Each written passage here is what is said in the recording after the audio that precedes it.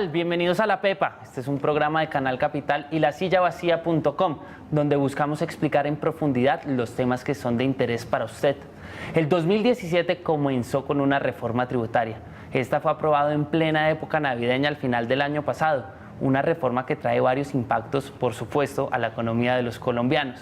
Hubo muchos debates que se dieron durante su paso por el Congreso, como la idea de poner un impuesto a las bebidas azucaradas, que terminó no pasando, o a las iglesias, que tampoco terminó pasando, o de poner exigencias más fuertes a las entidades sin ánimo de lucro, una propuesta que pasó, pero no tal cual la presentó el gobierno.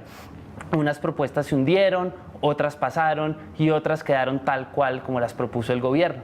El aumento del IVA del 16 al 19% fue una de esas, fue la columna vertebral de esta reforma y es una medida que pretende recaudar 7.5 billones de pesos, más o menos. Sin duda, este aumento es el más tangible para la ciudadanía, es el que vemos en el día a día comprando un paquete de papas en una tienda.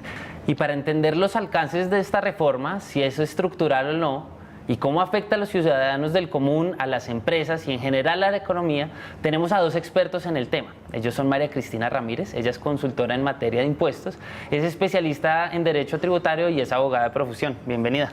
Muchísimas gracias por la invitación. Creo que es el momento más oportuno para planear este año todas estas obligaciones de carácter tributario, tanto de las personas naturales como de las personas jurídicas. Así es. Y también tenemos a Ricardo Bonilla, él es exsecretario de Hacienda de la Ciudad de Bogotá, es excomisionado tributario y es economista de profesor. Bienvenido, Ricardo. Mucho gusto. Bueno, y con estos dos expertos vamos a ver qué saben los que saben.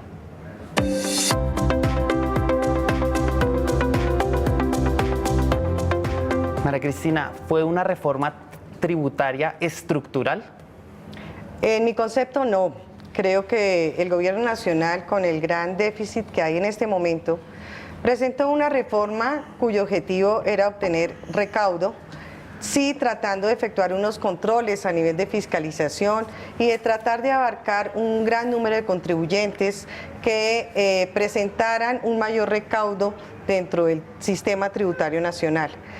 Considero que, aunque la reforma es bastante extensa, son casi 400 artículos, no puede por su dimensión llamarse una reforma estructural.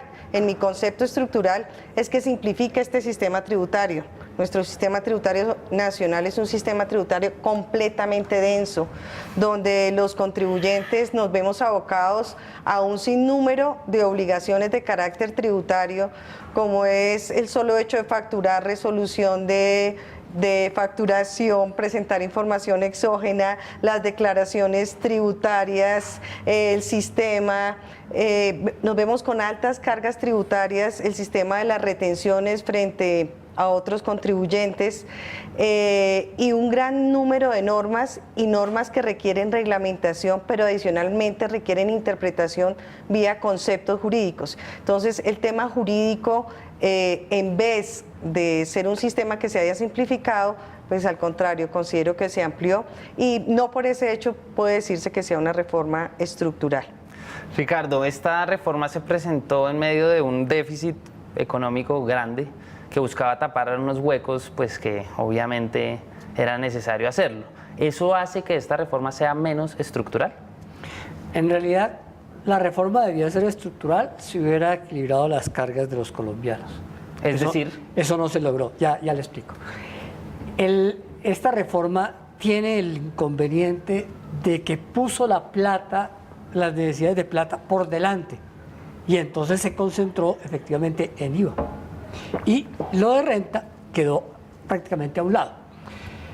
Evidentemente había que reemplazar fuentes de ingresos como el petróleo por un ingreso adicional tributario. Eso ya se logró. Pero cuando uno va a mirar qué pasó en la parte estructural, lo que se buscaba era, primero, reequilibrar cargas entre personas naturales y personas jurídicas. Eso no se logró.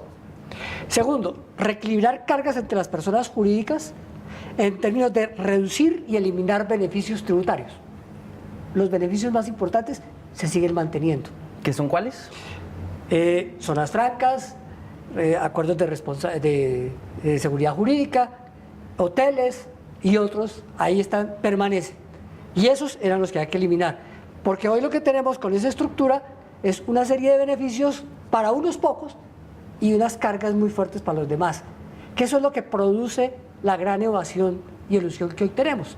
Entonces, combatir eso era realmente quitar los beneficios. Eso no se logró.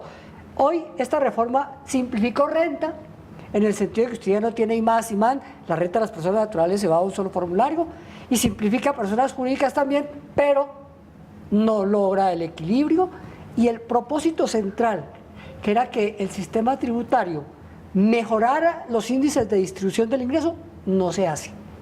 ¿Usted está de acuerdo con ese que decía el doctor Bonilla, de que esto no equilibra las cargas? Realmente es una reforma recaudatoria y yo creo que no simplifica, al contrario complica.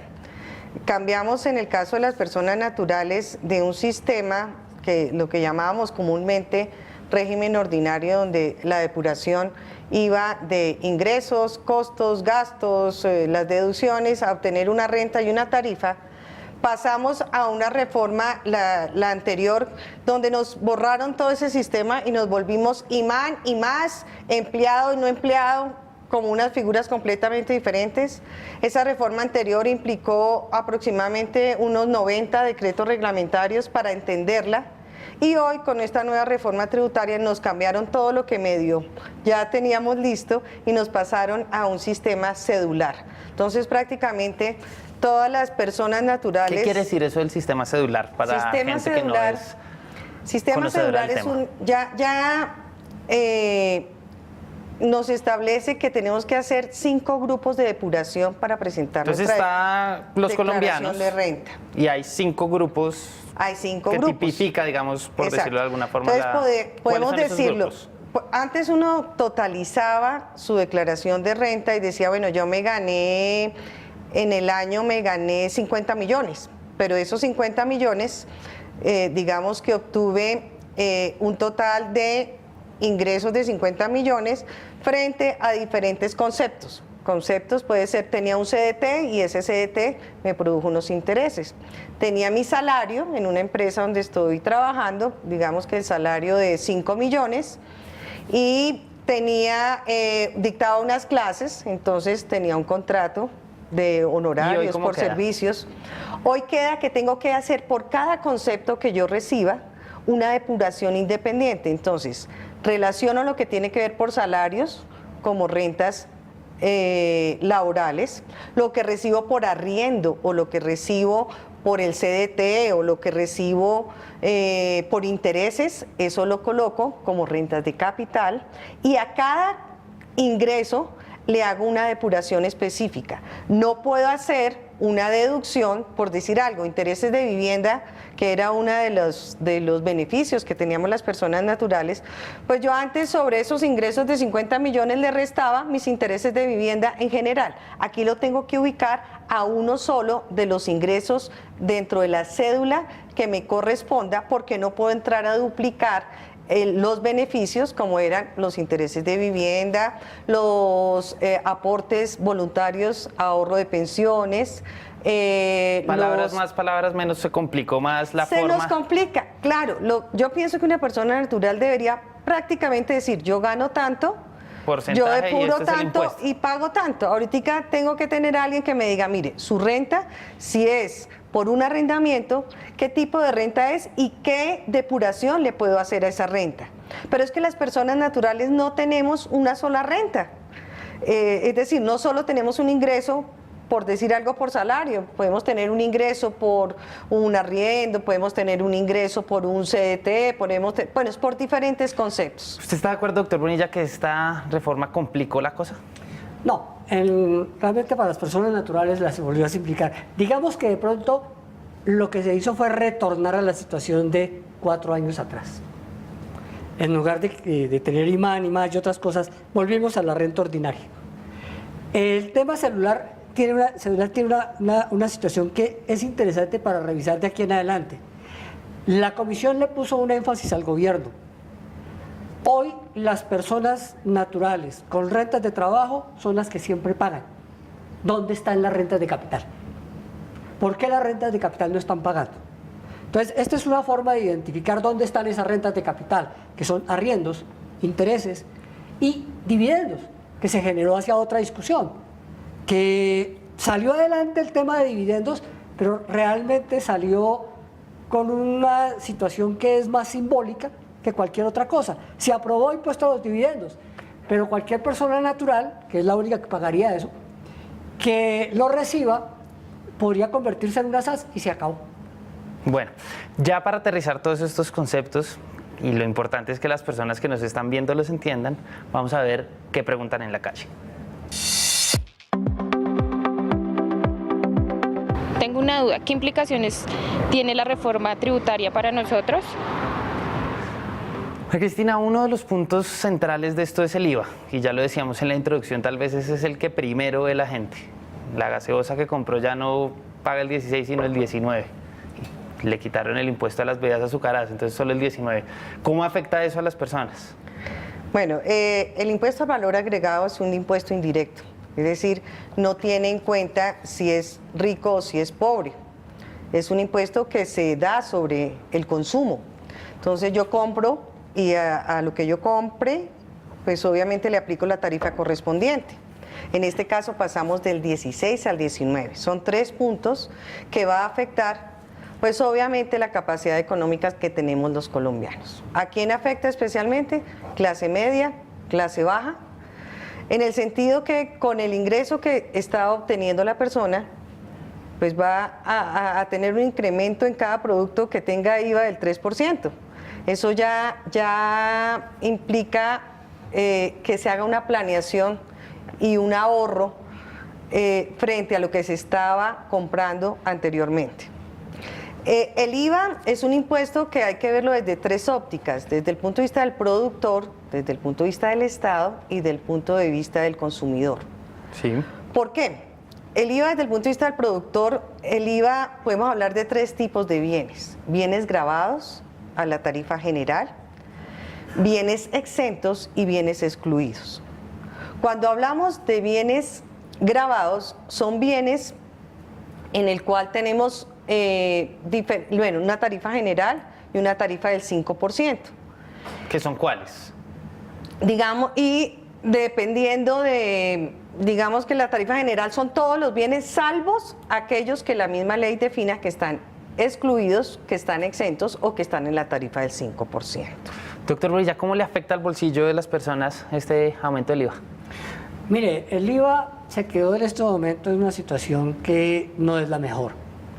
Y no es la mejor porque al gobierno se le dijo, revise realmente cuál es la base gravable y el componente de toda la canasta. ¿Por qué razón? Porque en Colombia solo está gravado el 45% de los productos que se transan en el país, entre nacionales e importados. Entonces hablamos de un IVA interno y de un IVA externo. Es decir, el 55% de los productos que se transan en el país no tienen gravamen de IVA. Así que aquí se han hecho unas discusiones que muchas veces parten de cosas mentirosas. La canasta básica. La canasta básica es un componente de 405 productos con los que se mide la inflación. Solo el 17% de la canasta básica está gravada. Lo demás está exento o está excluido. Es decir, no afecta para nada el conjunto de la inflación. El impacto es mínimo. Es lo que quedó gravado. ¿Qué quiere decir ahí? Que si usted tiene el 83% de los productos de la canasta básica, dentro de los cuales está salud, educación, alimentos básicos, agua potable, transporte público, que no está grabado, ¿cuál es el impacto de la inflación? El impacto de la inflación es con alimentos procesados, con productos de aseo y con otro tipo de productos que están grabados con la tarifa general, entre los cuales uno podría preguntar en la canasta básica qué sentido tiene hablar de cigarrillos, de licores y de cerveza como productos de la canasta básica de primera necesidad. Nadie ha demostrado que eso sea de primera necesidad, pero están ahí incluidos en la canasta básica. Esos están grabados y deberían seguir grabados y muchísimo más grabados, porque en lugar de ser saludables y de primera necesidad, generan enfermedades. Claro, usted ha hablado de un tema que es un poco difícil de entender para mucha gente y me gustaría, doctora María Cristina, que nos lo ayudara a dilucidar de la forma más simple posible. La inflación, ¿qué es esto de la inflación y cómo afecta este aumento del IVA en la inflación? Bueno, yo creo que esos son conceptos más que el doctor aquí Bonilla lo puede tratar, pero realmente el valor es la pérdida del poder adquisitivo precisamente por el efecto que tiene la economía de un año a otro frente a determinado producto. Digamos que esta es una definición más simple que técnica. No obstante, cuando la inflación tiene unos niveles altos o bajos, pues va a impactar frente a la base gravable sobre el cual se va a aplicar la tarifa del IVA. En líneas generales, la persona que antes tenía 10 pesos para comprar un producto, que va a tener un IVA que antes era el 16 y ahora el 19, pero el tema de la inflación, ¿qué significa? Que si la inflación fue del 2%, con esos mismos 10 pesos, pues la inflación fue de 2, ya no tendría 10, sino tenía 8. Y con 8 va a tener que comprar el mismo plata producto. Vale menos. Exactamente, la plata vale menos de un año al otro teniendo en cuenta la inflación. Pero adicionalmente ya no tiene 10 sino tiene 8, pero ya no va a comprar un producto con 16 sino con 19. Entonces la regla es una regla simple donde obviamente se va a ver afectado al consumidor. ¿Usted cómo ve este punto, doctor Bonilla? Sí, la inflación es la pérdida de ingresos, la pérdida de poder adquisitivo. La inflación por definición es el crecimiento, el incremento permanente de los precios. El país tiene una inflación del 5,75 con que terminó el año 2016 y una meta de inflación de 3%. La discusión es si vamos a llegar otra vez a esa meta. ¿Qué genera esto? Que cuando usted hace un incremento de salarios, por ejemplo, y se dice los salarios van a subir el 7%, que está por encima de la inflación, en enero usted tiene una escalada de precios en donde todo el mundo va a poner el incremento de salarios dentro de los precios, entonces uno va a tener una escalada de inflación. Si a eso le agrega que entonces hay un incremento en el IVA de pasar del 16 al 19 en una canasta, así solo se habla del 45% de productos, esos productos van a tener un mayor valor. En términos prácticos, para la ciudadana que nos estaba haciendo la pregunta ahorita, ¿ella cómo se va a ver afectada con esto de la inflación? Si uno mira en cuánto debe impactar el IVA, el incremento del IVA del 16 al 19, solo debería ser el 0,8% del Producto Interno, del índice de inflación del país. No debería ser más, porque solo está cogiendo el 45% de los productos y no son los productos de primera necesidad. Claro. Otro tema que es fundamental de esta reforma es el impuesto a la renta. Usted es abogada tributarista, usted debe conocer muy bien este tema. ¿Cómo quedó eso? Bueno, hablamos de impuesto de renta para personas naturales, que fue el que ya explicamos con el sistema cedular, donde tenemos que ubicar nuestro ingreso en cada una de las cédulas donde obtengamos el ingreso y hacer la depuración y después unirla y presentarla.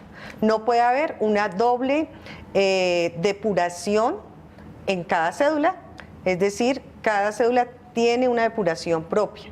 Lo hablaba con los intereses de vivienda. Yo no puedo, con intereses de vivienda, depurar la cédula laboral y la cédula de renta de capital. Es decir, tengo que escoger entre una y otra. Eso es más como en términos operativos, si se quiere. Términos operativos. Entonces cambiamos a ese sistema, vamos a ver cómo opera. ¿Y en términos de bolsillo?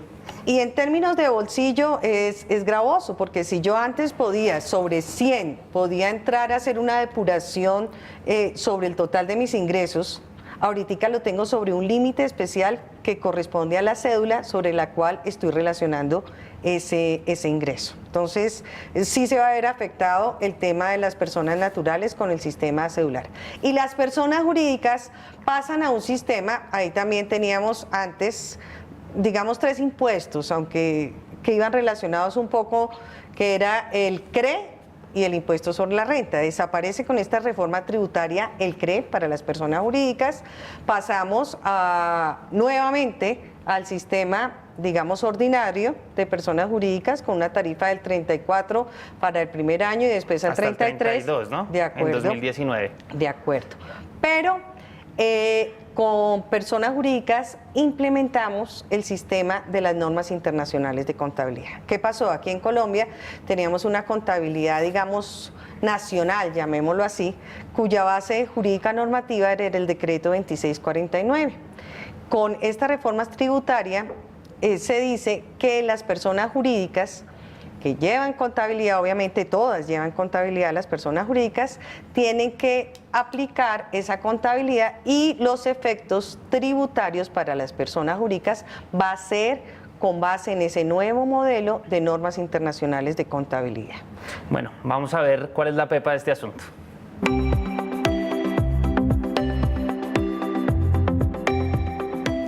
Doctor Bonilla, llevamos un tiempo hablando de este tema, mucho término técnico que tal vez confunde más que aclara. Si usted tuviera que explicarle de fondo y en profundidad a alguien, esa persona que nos preguntó ahorita cómo me afecta, ¿cómo le afecta esta reforma? ¿Qué hay que esperar?